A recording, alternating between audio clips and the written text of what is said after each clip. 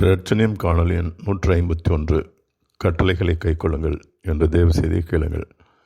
தேவ செய்தியை வழங்கியவர் சகோதரர் அலெக்ஸ் தர்மராஜ். தொடர்ந்து செய்தியை கேளுங்கள். கர்த்தர் உங்களை ஆசீர்வதிப்பாராக. ஆமென்.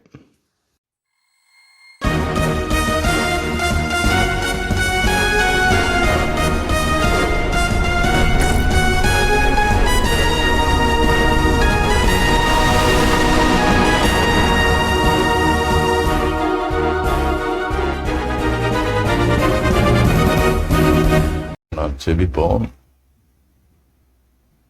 இதனால் வாசிக்க கேட்ட இந்த பகுதியிலிருந்து கர்த்தர் நம்மோடு கூட பேசும்படியாக இடைவிடும்படியாக நாம் செபிப்போம்.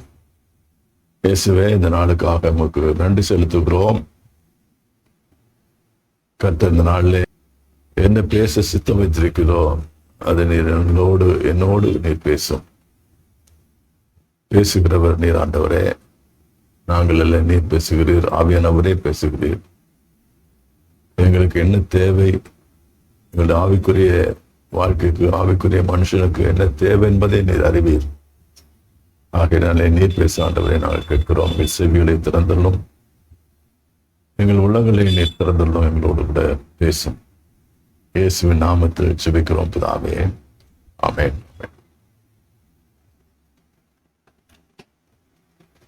வாசிக்க கேட்ட இந்த பகுதியிலே 1 யோவான் 2வது அதிகாரம் 3வது வசனத்தை நாம் வாசிக்கலாம்.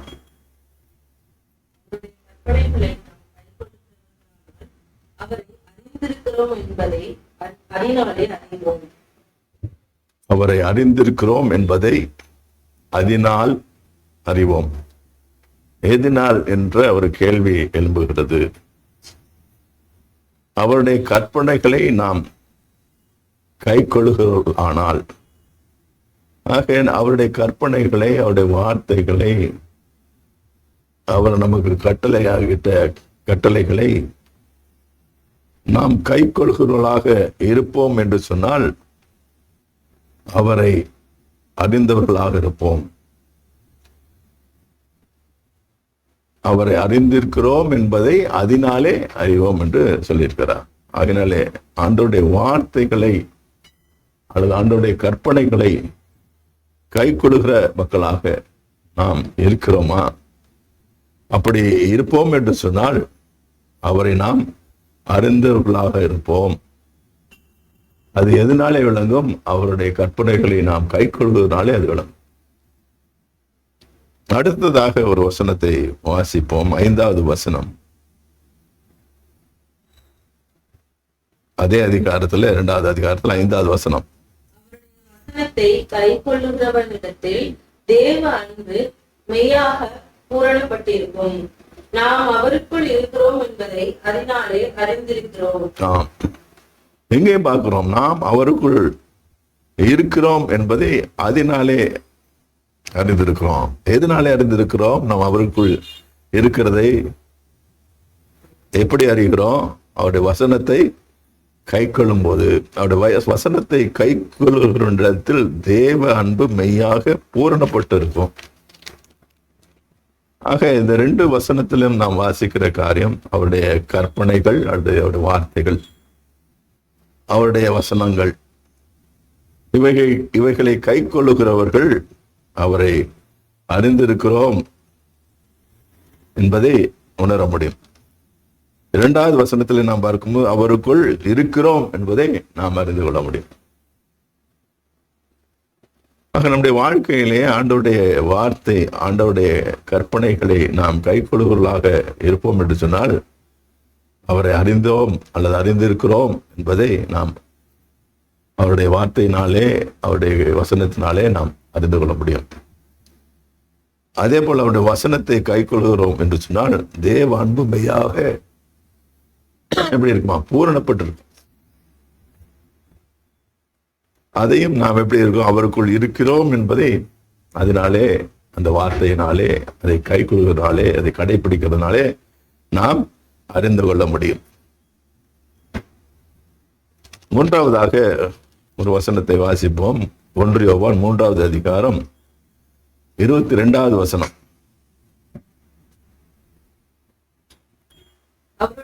கற்பனைகளை நாம் கைக்கொண்டு அவருக்கு முன்பாக பிரியமானவைகளை செய்கிறபடினால் நாம் வேண்டிக் கொள்ளுகிறது எதுவோ அதை அவராலே பெற்றுக்கொள்கிறோம். அவருடைய கற்பனைகளை நாம் கைக்கொண்டு அவருக்கு முன்பாக பிரியமானவர்களை செய்கிறபடியினால் நாம் வேண்டிக் கொள்வது எதுவோ அதை அவராலே பெற்றுக்கொள்கிறோம். ஆக அவருடைய கற்பனைகளை நாம் கை கொள்ளும் போது நாம் வேண்டிக் கொள்கிறதை நாம் பெற்றுக்கொள்கிறோம்.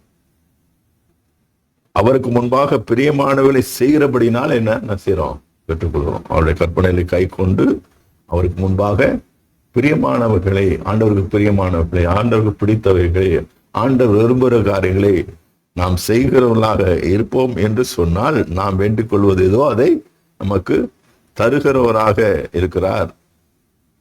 அவராலே நாம் பெற்றுக்கொள்கிறவர்களாக இருக்கிறோம் என்று இந்த வசனத்திலே நாம் வாசிக்கிறோம். இறுதியாக 24வது வசனம், அதே அதிகாரம். அவருடைய கட்டளைகளை கைக்கொள்கிறவன் அவரில் நிலைத்திருக்கிறான், அவரும் அவனில் நிலைத்திருக்கிறார். அவர் நம்மில் நிலைத்திருக்கிறதை அவர் நமக்கு தந்தருளின ஆவியினாலே அறிந்திருக்கிறோம். ஆவியினாலே அறிந்திருக்கிறோம். அவர் நம்மில் நிலைத்திருக்கிறதை ஆவியினாலே அறிந்திருக்கிறோம்.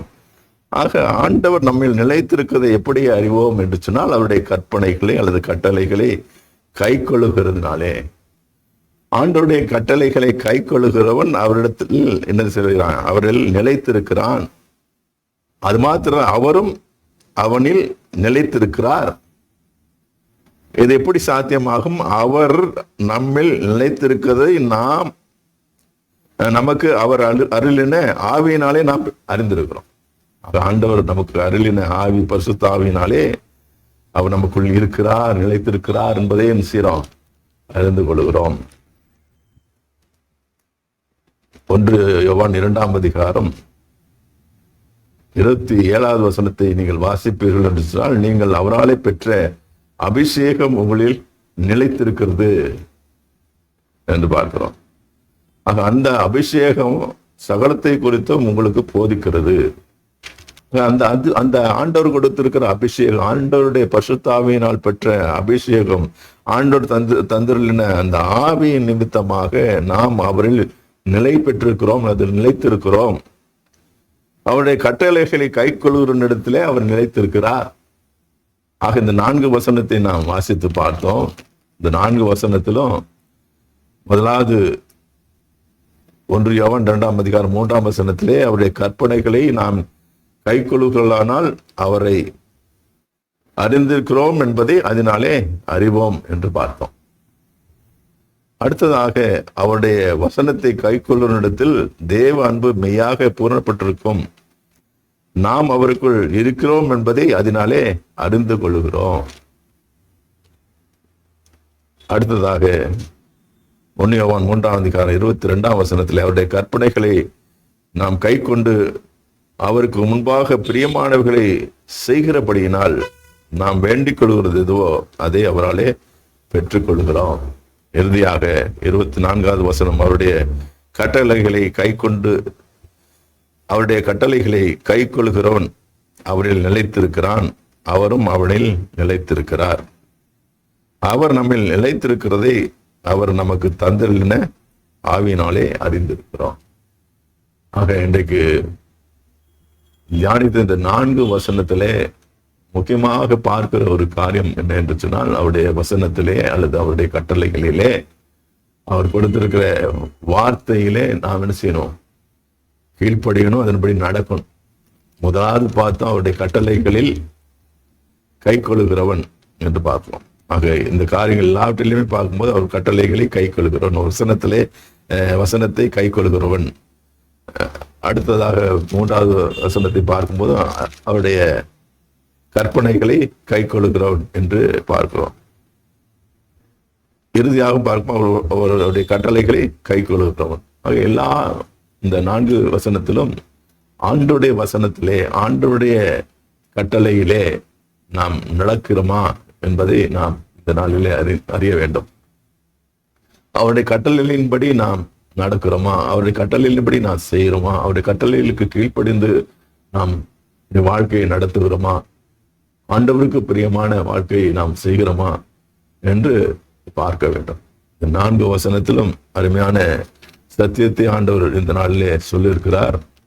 அதனாலே அதை கேட்ட மக்களாக மாத்திரல்ல, அதன்படி நடக்கிற மக்களாக, ஆண்டவரே இந்த வார்த்தையை எனக்குள்ளாக கிரியை செய்யத்தக்கதாக என்னை உமக்கு ஒப்பு கொடுக்கிறேன் என்று சொல்லி கர்த்தரிடத்தில் ஒப்பு கொடுப்போம். கர்த்தர் நம்முடைய வாழ்க்கையிலே அதிக நன்மைகளை, கிருபைகளை, ஆசீர்வாதங்களை நிச்சயமாக தருவார்.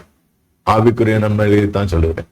ஆகினாலே ஆண்டவருடைய கட்டளைகளை, ஆண்டவருடைய வார்த்தைகளை கை கொண்டு நடக்கிற மக்களாக நாம் காணப்படுகிறோமா என்று நாமே இதனாலே ஆராய்ந்து பார்ப்போம். கர்த்தர் நம்மை ஆசீர்வதிப்பாராக. ஆமேன், ஆமேன்.